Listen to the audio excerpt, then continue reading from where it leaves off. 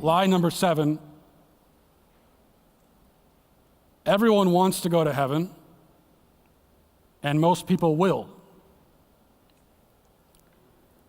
It is my contention that a great number of Christians, maybe even some that sit in this room right now, do not want heaven and will not receive it because of that. This is the crisis of the modern church. That so many of its members, though they may believe, though they may even be decent people by our standard, still do not really love God. They don't desire Him. They don't live in pursuit of Him and service to Him. And the truth is, they're bored by God, and they find religion tiresome. They can't stand to spend too much time with God, to pray, to go to church, to read Scripture. And if they do, they're always biding their time until they can get home and put the TV on. And here's the problem. If all the things that are purely about God in this life, prayer, Scripture, church, if all of those things are to us dull and uninteresting, and all we do is bide our time until we can get back to our phones, then can we in the end expect to go to heaven? Do we even want to? I think heaven would be torture to us. The reason why not everyone goes to heaven is that heaven is a place of joy, and not everyone would find joy in heaven. It's not like some kind of great amusement park where there's something for everyone. There is not something for everyone. Because there is nowhere in heaven to indulge your selfish, self-centered, arrogant, lustful desires.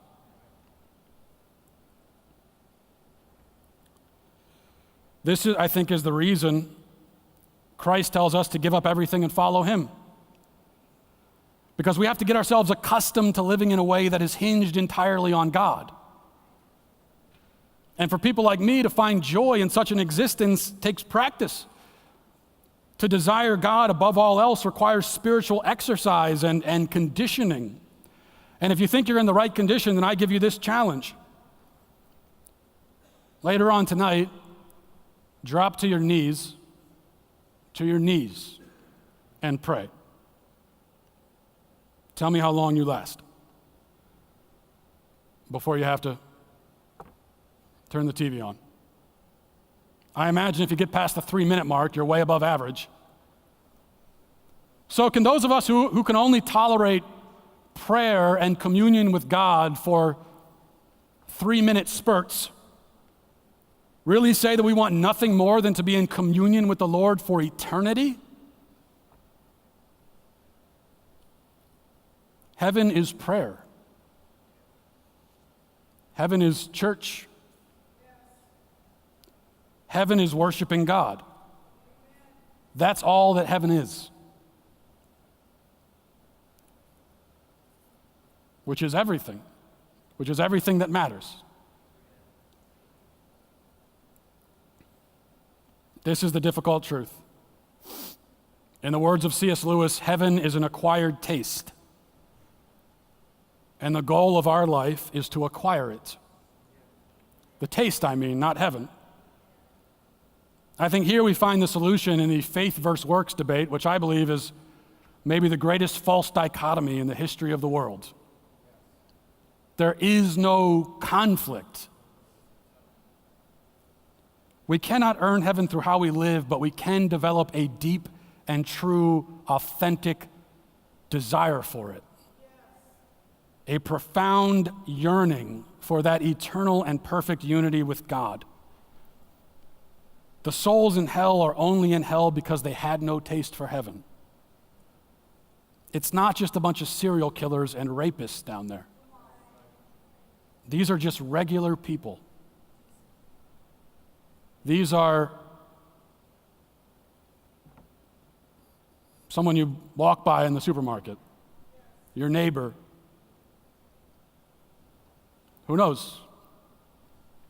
Maybe your parents, your brothers and sisters. These are just people who love themselves more than God. That was the only mistake they made. That's it. They did everything else right. They just loved themselves more than God. Preferred their own enjoyment to worshiping and serving Him. And it seemed so harmless to them. What's wrong with that? They thought they did everything else right, but it turns out they did everything wrong. Everything wrong. We have to work at becoming the sorts of people who find joy in what is holy and sacred. I think the beautiful and terrifying reality is that in the end, we are all given what we choose. And what we choose may bear no relation to what we've said. God is not fooled. Nobody is a Christian on technicality. We can't get up there and say, I said the words, God, I'm in. Our words mean nothing. The only thing that means anything is to love God.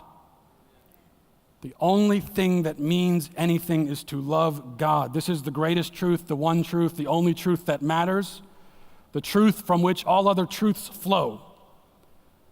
And that truth again is this: the only thing that means anything is to love God, to serve Him, seek Him in all things, above all things. This is how we decide. This is how we make our choice. And I imagine that when our time comes, we will stand before the throne of judgment, gazing upon the one true God, the King of Kings, the Lord of Lords, seeing Him in His awesome power and goodness,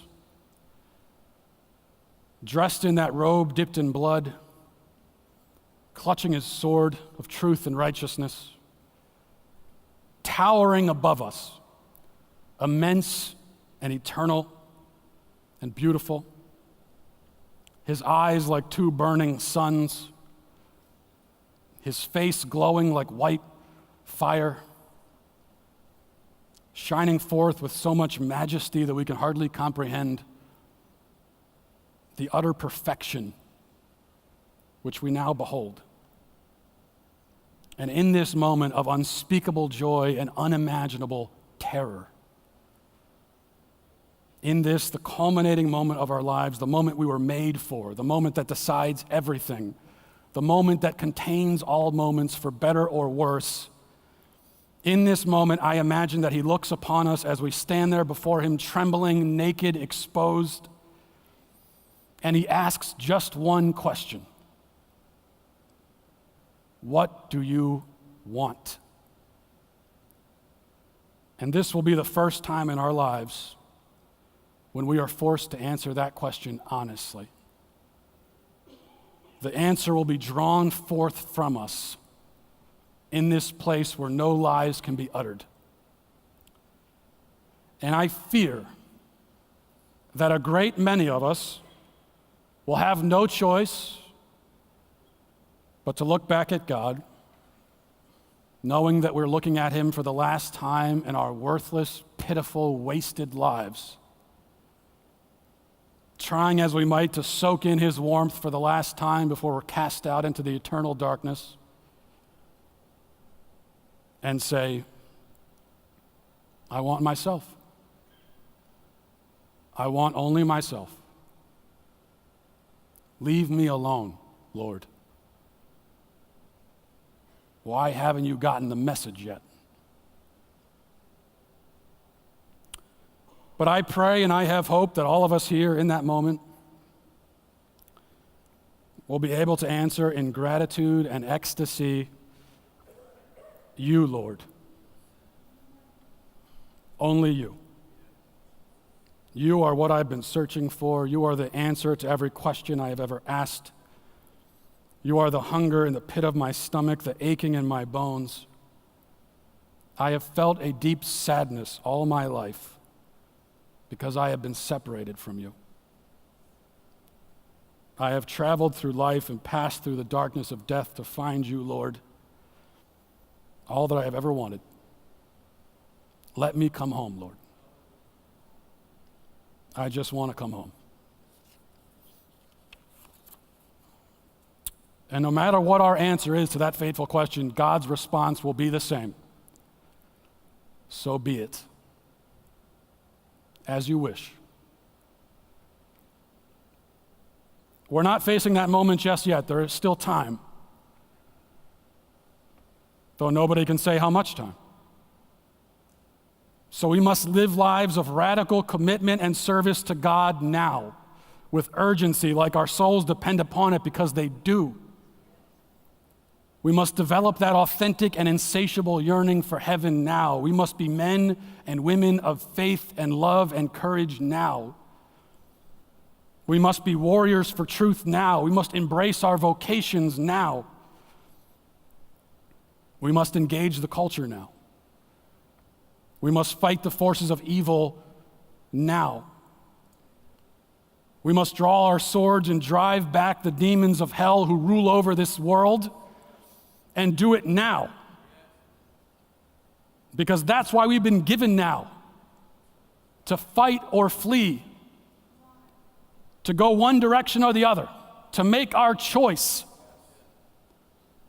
And that is all our lives have ever been or ever will be, a simple choice. For God or not. I pray you choose God, and I ask for your prayers that I may have the strength to do the same. Thank you, everyone, and God bless you.